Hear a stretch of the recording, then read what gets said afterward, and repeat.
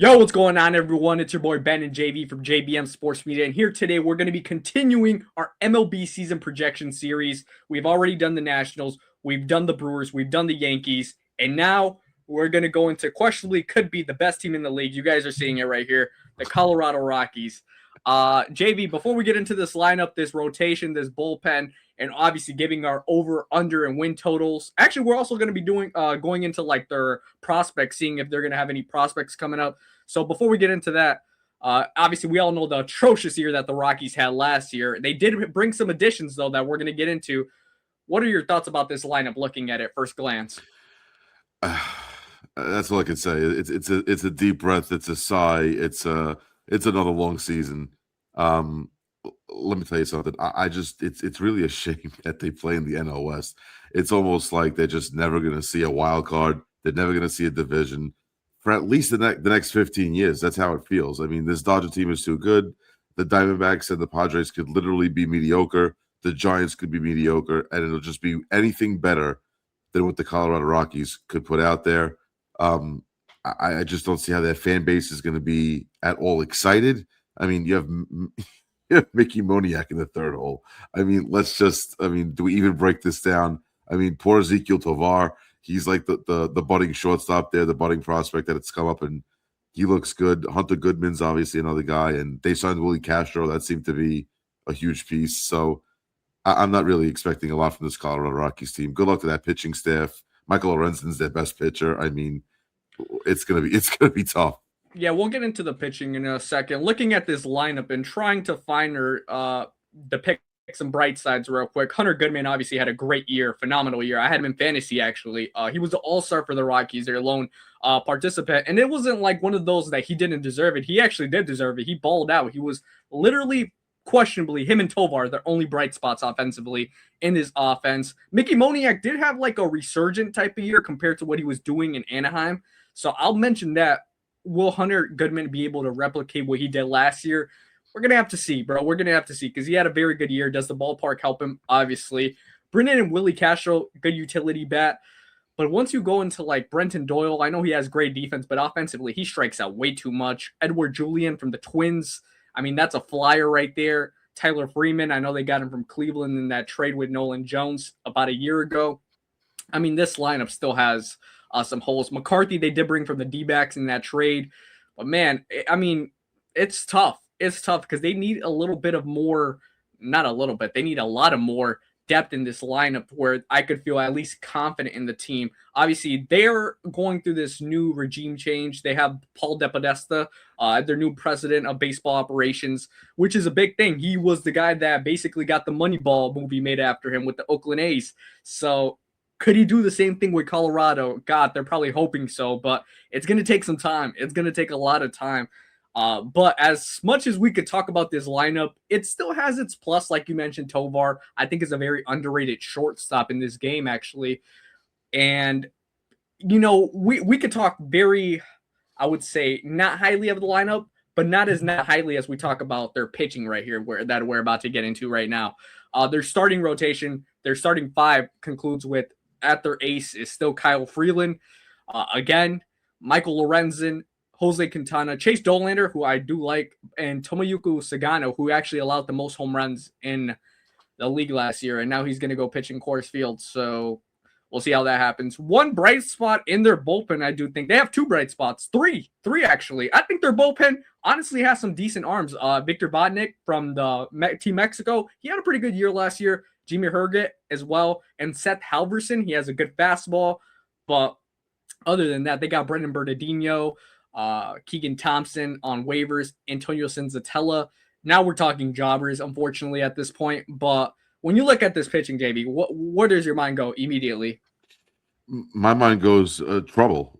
Trouble. It's just trouble. I mean, look, Senzatella was actually in their rotation for the longest time and now has been shifted to the bullpen, which actually seems to be their strength when it comes to their pitching. It looks like their bullpen's actually better than their starting five. Chase Dollander is obviously a young pitcher. He's going to have to prove himself, and he's going to have to try to find some type of groove in Coors Field. Obviously it's the toughest place to play, right? When you're a pitcher, you can give up a pop-up and it becomes a home run. Sagano, like you said, I don't see how this made sense. I really don't. He's coming off of a year that he gave up the most home runs, not just in the American League, but in the league, I believe, as a whole. And you sign him to a team that their ballpark is home run heavy. So I don't really like that. I do like Quintana. It's a veteran presence in the middle of that staff. If he can stay healthy, that'll be great. Lorenzen, it's the same thing. And Freeland, I mean, if he's been so up and down, he's been injury plagued. It took him a little bit to kind of find the groove last year. I actually had him in a couple of starts on my fantasy team just to pick him up for some depth. I was dealing with some injuries, and I had to pick up Freeland. He was the best available. He gave me some good starts. Then there was starts where it was kind of expected. He would, maybe go 4 or 5 innings, give up 6 to 7 runs. This team is going to be behind the eight ball most of the 2026 season, unfortunately. And I'm sure we're going to be getting into their win total next. And I think it's going to be an under for me. So we'll get into that next, I guess. Yeah, I think when I look at the Rockies just in general and their pitching, they're trying new things. And I think at this point they have to try new things because pitching at that ballpark has become very much so their downfall. Looking at starting pitchers like they had, like Herman Marquez, who's now a Padre, other pitchers they've had in their rotation, that it just hasn't worked out with. And Senzatella, who's now in their bullpen. Look, they have to try new things. They have to at this point, and I think now that they have a new reign with Paul DePodesta as their president of baseball operations, they're going to be more willing to try new things, and they need to. They need to because if not, it's just not going to work out. So we'll see if they do have that turnaround. I do expect Chase Dolan to have a better year. It's so hard pitching at that ballpark. I think he is a talented pitcher. I think he would actually do very good in any other ballpark than Coors. But I guess we'll just see how that plays out. So Sagano, if you want to put maybe a prop out there, how many home runs he could give up, I suggest it maybe upwards to 40 because it's going to be up there. Quintana and Lorenzen, good veteran presence, but Quintana's a ground ball pitcher. That's not going to work at Coors. So, I mean, it could, but I don't See, know. that makes sense to me. That at least they went out and got a guy that is known for giving up the ground ball. Then at the bottom of your rotation, you get a guy who's just giving up batting practice home runs. I mean, Yeah. they just don't make sense to me how they set this whole rotation up, to be honest with you. No, you know what? I agree with you. I agree with you whatsoever. And now, before we do get into the win over under, we're going to go into two prospects that they have ranked in the top 100. Obviously, we could talk about Adel Amador and everything like that as well. But Ethan Holiday and Charlie Condon, it's more so, will they be seen at any point this year? I'm going to go with big time no for Ethan Holiday because, bro, I don't know if it's just me. I think he's become a little bit of an overrated prospect. The guy that we expect him to be at short and then at third. But some people are saying that there might be rumblings. He might not even have the athleticism to do that. And he might be a first baseman, which that might be really tough. Yikes. So, and I think he kind of gives you that power, but man, his play discipline isn't all there. So I don't think we'll see him this year. Even his ETA is 2029, which is kind of crazy. That's wild. If we look at Charlie Condon, and he's ranked 24 in the top 100, like I think they overrated the shit out of him, to be honest with you. And that's no disrespect to him. But I think he's a little bit overrated. Charlie Condon, however, his ETA is actually this year. And as long as this kid stays healthy, yes, I do think we're going to see him this year. I think he'll be one of their biggest bright spots if he is like a July or August call-up, because then they're going to be like, here's a guy, plays great defense, has pop. He could bring something to Coors Field that actually would be positively in, like, when it comes to impacting this team.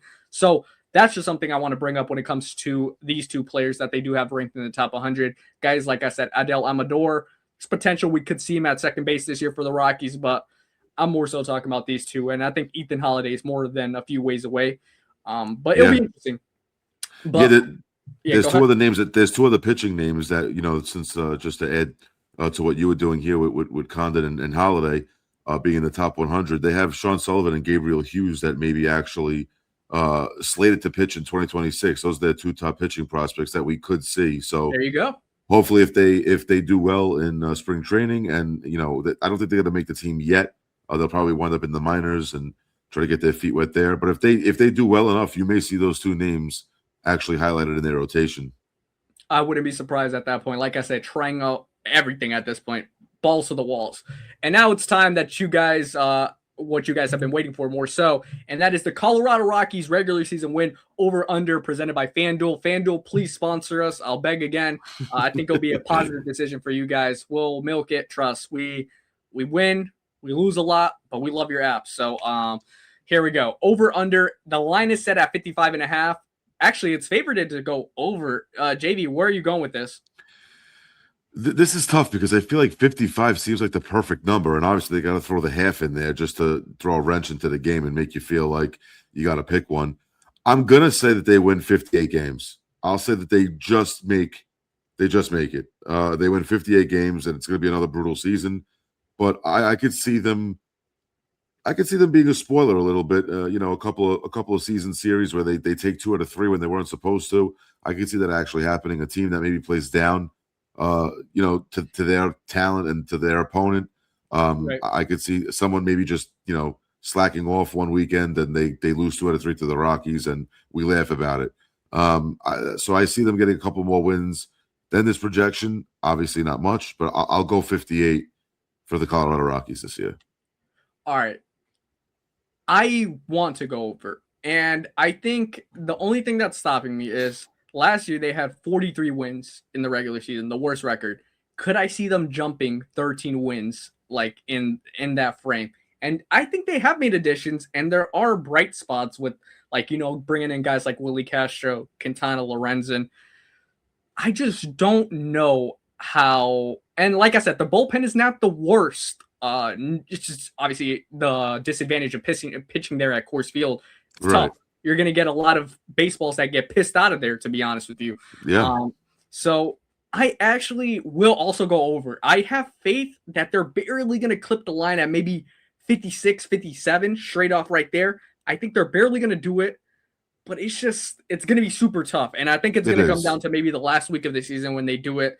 But yeah, kind of going to it. Me and JV both are going over 55.5 wins for the Colorado Rockies. I think that line is really, really low, but it makes sense, Yeah, and like I said, it's right in the middle of where you would expect them to be.